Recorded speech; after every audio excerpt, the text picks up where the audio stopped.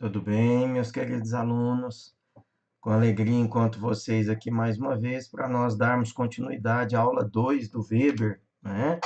Na última aula nós paramos na, na parte da matéria em que vai falar das associativas e das comunitárias, né? E agora nós vamos dar continuidade a partir desse modelo em que o Weber pensa das relações sociais. Vocês veem que aqui tem uma animação gráfica, né? Em que ele mostra a escola, o trabalho, a religião, o Estado, a família e a moral, né? Todos esses grupos, eles acabam se interligando entre si, mantendo várias relações sociais, e é através dessas várias relações sociais que se forma, além do processo de socialização, que no Durkheim isso é muito importante, nós estudamos, né, no Durkheim, mas também para o Weber, que tem aí uma importante ligação com a questão da moral e da ética. O Weber vai ensinar que esses vários grupos sociais, através das várias relações que nós mantemos, as várias trocas, né, faz com que o indivíduo vai formando essa moral comportamental, estabelecendo regras, condutas e efetivamente fazendo com que essa sociedade possa se marcar com relação à sua conduta, à sua vivência e a um ritmo de vida que determina um padrão social, um padrão comportamental e cultural, certo? E aí o Weber vai entrar aqui no conceito dele de tipo ideal. O tipo ideal é um modelo simplificado, né, elaborado pelo cientista, que serve como uma referência de um todo, uma referência daquele estudo mais amplo que ele pretende realizar. Então, o tipo ideal, nós podemos exemplificar tipo ideal como se nós fôssemos fazer um exame de fezes, e aí, quando nós vamos ao laboratório, colhemos lá uma amostra das fezes, o médico, o biomédico vai pegar uma parte, né, daquelas fezes, diluir ali em água destilada e levar ao microscópio para fazer a análise dos protozoários, dos micro-organismos que ele vai encontrar nas fezes. E a partir desse exame ele vai definir uma patologia, né, que o indivíduo possa ter, né, e aí poder efetivamente tratar, né. O tipo ideal para o estudo da sociedade funciona mais ou menos como esse estudo laboratorial das fezes ou da urina, né? Então é quando você pega uma amostra simplificada de um todo e a partir dessa pequena amostra você tenta explicar todo o conjunto social, certo? Então é um modelo conceitual, é uma referência que o Weber extrai da sociedade para, a partir dessa referência, ele conseguir entender o processo como um todo, né? Então, olha, permite conceituar a realidade parcialmente, não é integral, né? Nenhum exame, gente, ele consegue dar um diagnóstico pleno, né? É por isso que os médicos passam vários exames para que ele possa chegar a um diagnóstico. A mesma coisa é o tipo ideal.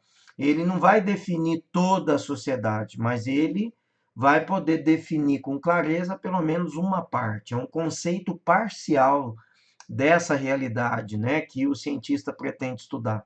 Então, ao tentar entender a realidade, né, destacada desses seus aspectos principais aí, ele vai observar no tipo ideal os valores, né, questões elementares que ligadas, que associadas a outros elementos e conceitos, faz com que o cientista social possa chegar a um conceito, chegar a algumas definições importantes, tá?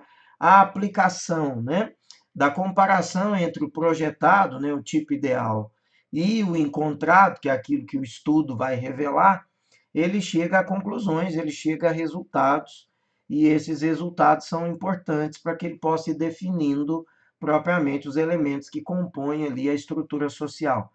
Então, um dos exemplos que eu posso te lembrar de tipo ideal, podemos pegar a burocracia, né? Através da burocracia, o Weber tentou explicar todo o processo político, né? Que agente político administrativo que uma determinada sociedade possui, certo? Então, ele pegou ali uma amostra simplificada no estudo da burocracia para ele definir todo o projeto, né, todo um panorama relacionado com a questão política administrativa, certo? Então, esse tipo ideal, ele é absoluto, ele é racional e ele é unilateral. Por que que é? Porque é o indivíduo que está fazendo a pesquisa que vai estabelecer. É o cientista social que vai fazer essa referência, que vai chegar a essa predisposição, tá certo? Então vamos adiante, olha, o estudo aí da racionalização e do processo de desencantamento, né, que o Weber vai ensinar para nós. Olha, gente, esse estudo é um estudo assim muito pedido em provas, né, o processo de desencantamento. Esse estudo aí da racionalização, ele tem caído em muitos vestibulares. As universidades paulistas, né, sobretudo, gostam muito desse tema. O Enem já pediu 2 vezes. Né, os alunos que gostam aí dos vestibulares da UFO, esse vestibular de inverno, também podem sempre se preparar, porque é uma temática recorrente por ali, tá bom? Então vamos a esse estudo, é importante, tá bom? O que, que vem a ser, então, essa racionalização? O Weber vai dizer que o processo de racionalização ele acabou levando ao desencantamento do homem, ao desencantamento do indivíduo, né? Dessa realidade social. Por quê? Porque a racionalização teria tornado o indivíduo racional demais, objetivo demais, cartesiano demais, o indivíduo que usa muito da lógica, do raciocínio lógico e crítico.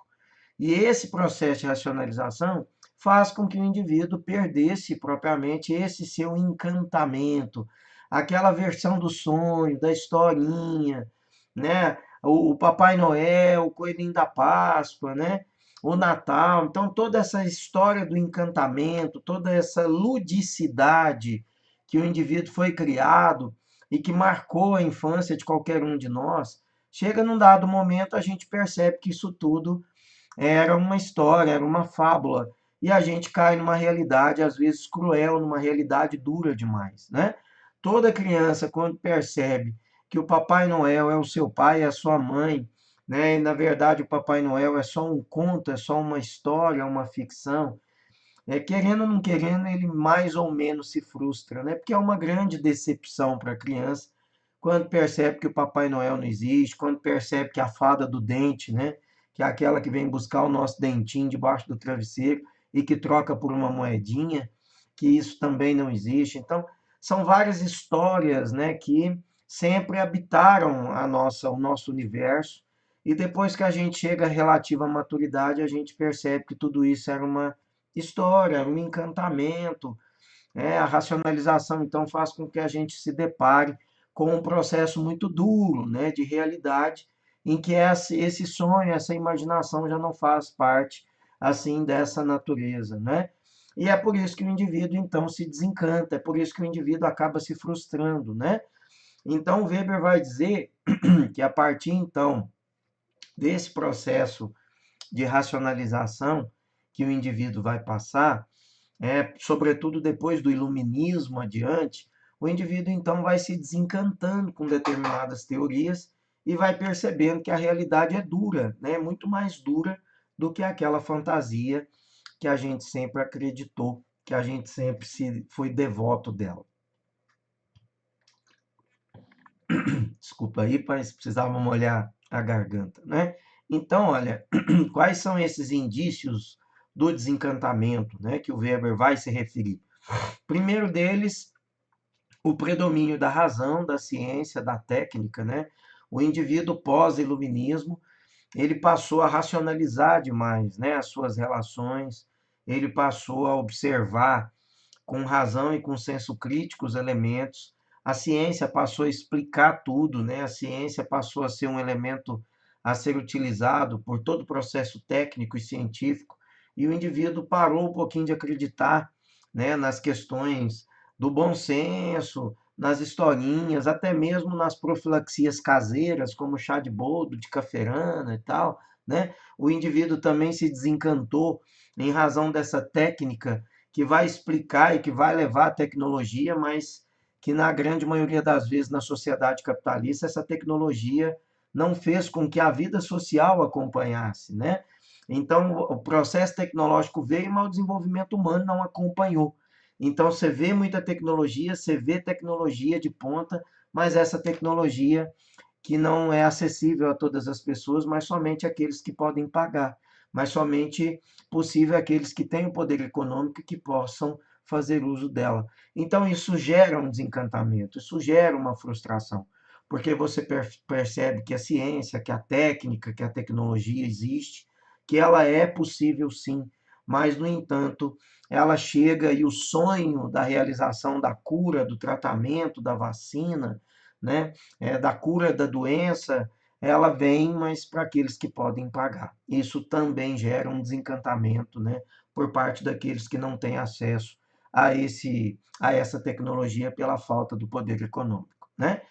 Outra questão importante que o Weber destaca é a prevalecência da lógica do capital. Então, essa lógica do capital na sociedade capitalista ela é marcante, porque ela percebe, né, que aqueles que têm o poder econômico se desenvolvem, têm acesso a facilidades, possuem N vantagens e até conforto, e aqueles que não podem pagar e aqueles que não têm acesso ao poder econômico, infelizmente, ficam chupando o dedo, ficam a Deus dará, ficam na tangente social, né, esperando que um dia, né, alguém pudesse ou possa atender também o benefício deles e Deus possa ouvir os seus clamores a ponto de os incluir em determinadas vantagens, tecnologias, processos educacionais, tratamentos, facilidades e confortos, né? Então, você vê que durante esses processos aí da pandemia, poucos alunos estão tendo aulas remotas através dos recursos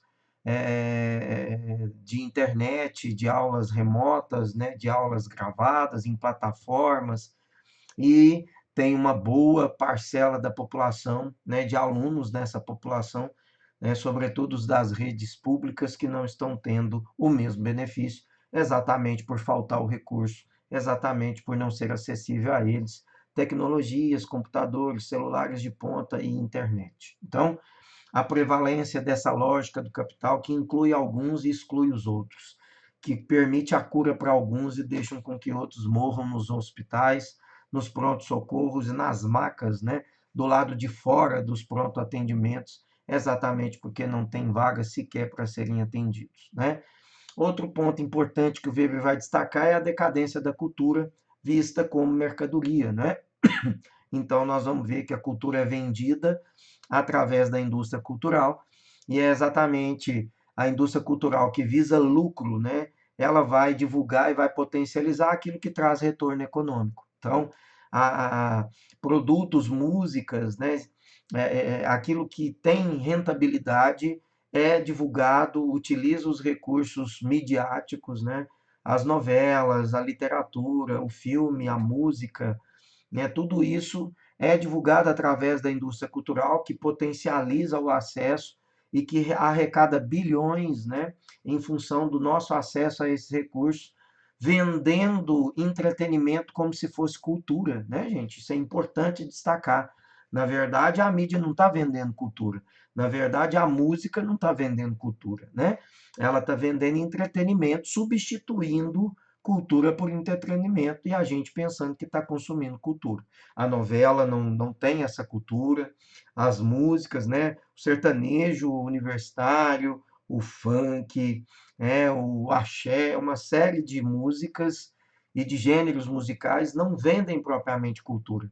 São músicas que vendem comportamentos alienados, que potencializam a questão do corpo, que potencializam a ideia da curtição, da balada, né? Para romance off, para balada pra disponível. Hoje eu tô terrível. Tem uma música que fala assim. Então, quer dizer, para romance off, nada disso. Agora, para balada, tô disponível, né?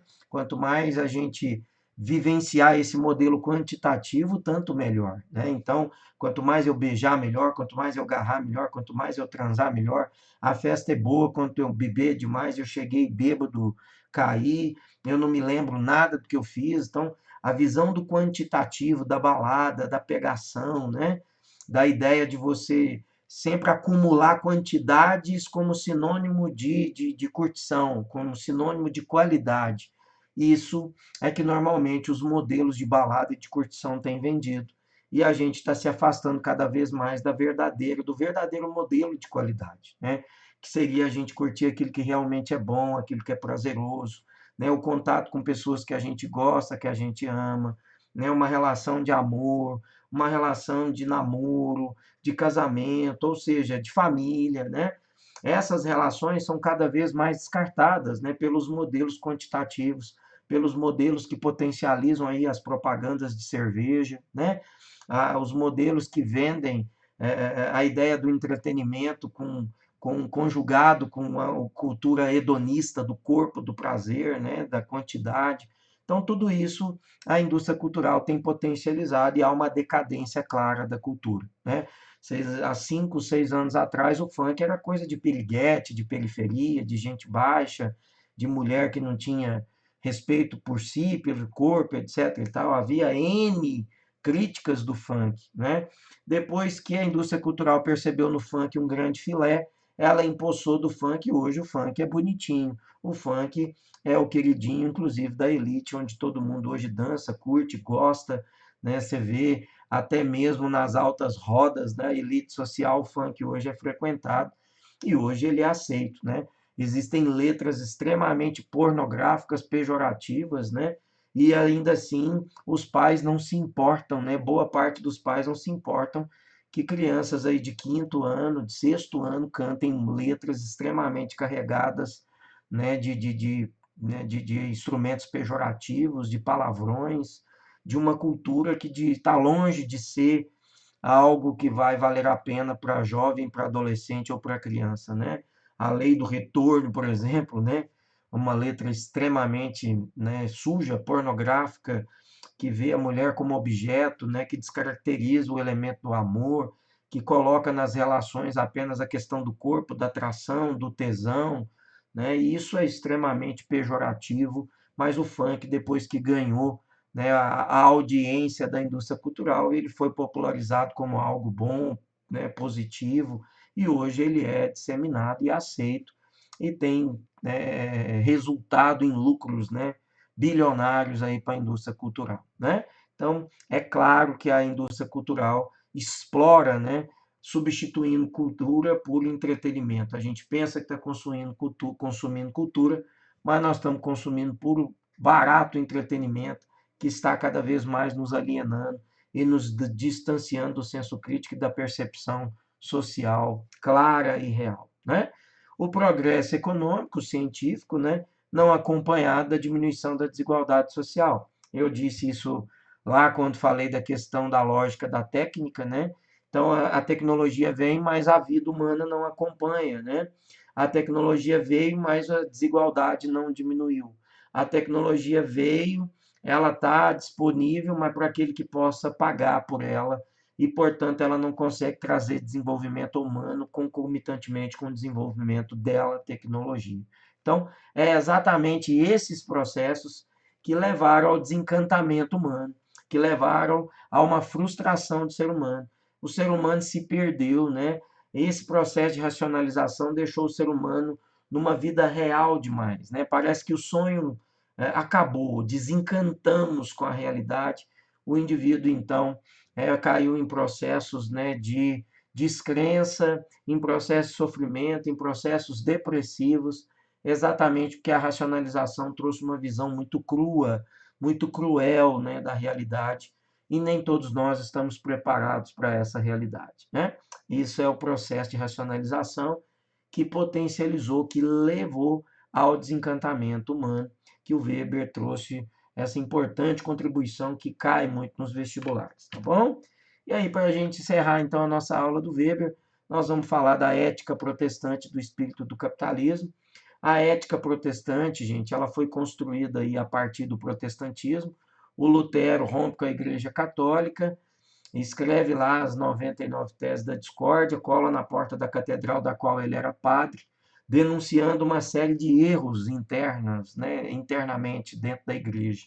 Denuncia usura, luxúria, a concupiscência, denuncia a venda das indulgências, denuncia a promiscuidade, denuncia uma série de questões dentro da igreja, e ele só o fez porque a burguesia deu para ele proteção. E como ele estava protegido pela burguesia, a igreja não conseguiu pegar o Lutero. E aí o Lutero então cria o protestantismo, reescrevendo a Bíblia Católica, acrescentando textos ali, ou reescrevendo textos da Bíblia Católica que pudessem garantir o desenvolvimento do protestantismo e facilitar a burguesia de desenvolver também o capitalismo. Então, o Weber vai dizer no livro dele, A Ética Protestante e o Espírito do Capitalismo, que é exatamente essa ética protestante, construída pelo protestantismo, que vai potencializar o capitalismo, que vai fazer com que o capitalismo possa ser, né, ganhasse esse grande boom, né, no século XIX, chegasse no século XX dominando e no século XXI renovado através aí do neoliberalismo globalizado, mas ainda de vento em popa, né? Agora sofrendo um embate por conta da pandemia de coronavírus, né? O mundo capitalista agora está de joelhos, né? Ele ruiu diante aí da pandemia, exatamente porque mostrou, né, que o processo econômico não pode sobrepor a vida, né? O indivíduo pensou demais em lucro, lucro, lucro e esqueceu de preservar, esqueceu de cuidar, de investir em tecnologia, de investir em sistemas, né, que pudessem garantir saúde exatamente nesse processo pandêmico que nós estamos vivendo. Então, o que vem a ser propriamente a ética protestante? Primeiro item, a vocação para o trabalho. A ética, o primeiro item que forma a ética protestante é a vocação para o trabalho. O Weber vai dizer que o protestante é vocacionado para o trabalho. Ele é literalmente tarado pelo trabalho. O trabalho para ele não é um peso, o trabalho não é árduo, o trabalho não é ruim. O trabalho, ao contrário de tudo isso, é uma forma dele louvar a Deus, é uma forma dele glorificar a Deus, é uma forma dele ganhar o reino dos céus.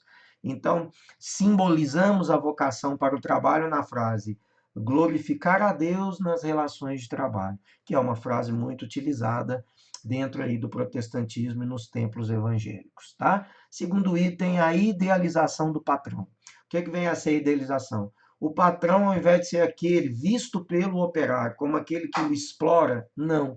O operário vê o patrão como aquele que ele tem que copiar, como aquele que ele tem que ser igual. Então, na verdade, o empregado quer ser igual ao patrão, ele idealiza o patrão, né? Por quê? Porque ele observa o patrão bem vestido, bonito, vivendo bem, com a casa bonita, com a família bem, vestindo roupas bem, andando de carro, né? O Ford T4 do Ford aí em 30 e 28 para frente, né? Fez com que muita gente pudesse adquirir esse automóvel. Então, aqueles que esbanjavam o poder econômico andavam de automóvel, internos bem cortados, né? Roupas de linho, né? Braspérola, etc e tal. Então, toda essa aparência do patrão, toda essa vivência, o modo como o patrão vivia com a sua família, levava o funcionário protestante a falar: não, meu patrão tem tanto porque ele fez por merecer, né? O meu patrão é reconhecido, né? Ele é recompensado por Deus, por isso que ele tem tanto e eu não tenho nada. Deus o recompensa porque ele gera emprego, Deus o recompensa porque ele não falta ao culto, Deus o recompensa porque ele paga os 10% do dízimo, porque ele é um dos primeiros a abrir a fábrica, é um dos últimos a sair da fábrica. Então é por conta dessa dedicação ao trabalho do meu patrão que Deus o recompensa, retribuindo em riqueza para ele. E eu então tenho que ser igual ao meu patrão, eu tenho que me dedicar mais. Se eu ainda não tenho a vida que o meu patrão tem, é porque eu não estou me dedicando, eu não estou esforçando. Então eu preciso ser ainda mais dedicado para que Deus possa também me recompensar. Essa é a idealização do patrão, né? O terceiro é o puritanismo. O puritanismo é aquela ideia de viver da família, para o trabalho e para a igreja. O funcionário puritano, ele não frequentava bar, não frequentava bordel, não bebia, não ficava nas esbórnias, na noite, na madrugada. Era um indivíduo que ficava na família, no trabalho e na igreja, né? Então ele não frequentava esses ambientes considerados pecaminosos, mundanos. E é exatamente por ele não frequentar esses ambientes que ele não diminuía no outro dia a força de trabalho. Era importante para o empregador, para o dono da fábrica, ter funcionários protestantes e pregar para ele o puritanismo, porque ele tinha garantia que no outro dia o cara tinha bastante força para continuar produzindo.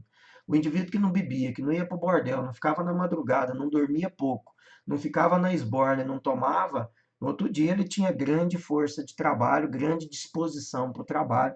Era a garantia que o capitalista precisava de não ter a diminuição da força produtiva. Então era importante ele nutrir, incutir na cabeça do seu funcionário o puritanismo, certo? Quarto item, a poupança ascética. O funcionário protestante era aquele que tinha que juntar o dinheiro na poupança para mostrar para Deus, ter a prova material para Deus de que ele estava se esforçando, né? E como que ele juntava? Ali na poupança ascética, aquela poupança doentia, né? No colchãozinho, no travesseiro, na caixinha. Ele deixava de comer, ele deixava de comprar remédio, ele deixava de comprar roupa, ele deixava de cuidar melhor da família dele para ele guardar dinheiro na caixinha. Essa é a poupança ascética, uma poupança doentia, uma poupança em que ele não fazia uma leitura clara da realidade social, né? Então ele guardava o dinheiro para ele ter a prova material para mostrar para Deus no fim do dia e falar: olha, hoje eu consegui juntar tantos réis, consegui juntar tantas libras, né? Então era a garantia que o patrão tinha de manter o operário dele no foco. Enquanto ele estava focado em guardar dinheiro, ele estava focado em produzir, produzir, produzir, produzir, produzir, e aí ele não enxergava nada, ele não enxergava que ele era explorado, ele não enxergava a jornada pesada, ele não enxergava que o patrão estava explorando, ele não enxergava a mais-valia, ele não dava ouvido para o sindicalista que estava lá na porta da fábrica tentando juntar todo mundo para dizer: olha, então vamos abrir os olhos, vocês estão sendo explorados, né, e tal. Então, não nada, eram cegos, eram céticos, né, bitolados, só tinha na sua frente a visão, né, que o patrão e o pastor lá dentro da igreja passava para ele, né? Então, a poupança ascética, gente, vai ser mais tarde usada pela burguesia quando ela rompe com o protestantismo. A burguesia, na terceira fase do capitalismo, cria as agências bancárias, o capitalismo financeiro. Aí agora a burguesia vai atrair esse dinheiro da poupança ascética, guardadinho no colchão, vai atrair para as suas agências. Era a garantia que a burguesia precisava para manter dinheiro nas agências e automaticamente, né, circular dinheiro, capital, lucro e manter as agências abertas e manter o capitalismo financeiro de pé, né? Então foi uma grande jogada por parte da burguesia, porque primeiro ela nutriu né, o indivíduo ficar bitolado juntando dinheiro. E depois ela pegou esse dinheiro e botou na agência dela, a burguesia, para alimentar o capitalismo financeiro. Né? E a permissão para o lucro, um elemento importante, por quê? Porque enquanto a Igreja Católica falava que lucrar era pecado, o protestantismo vai dizer que lucrar era benefício de Deus. Era Deus reconhecendo o esforço do patrão e, portanto, era permitido lucrar sim. O lucro sendo permitido dava dois grandes méritos, né, a favor do capitalismo. Né? O primeiro, a consciência do patrão livre, ele não estava de consciência pesada que ele estava roubando, explorando o trabalhador. Então ele ficava de consciência tranquila. Segundo, do lado agora do operário. Quando o operário via o patrão ter tanto e ele tão pouco, ele fala: não, mas é Deus que está recompensando, igualzinho lá na idealização do patrão. Lembra que eu te expliquei agora há pouco? Ele fala: não, é Deus que está recompensando meu patrão pelo esforço dele, pela dedicação dele.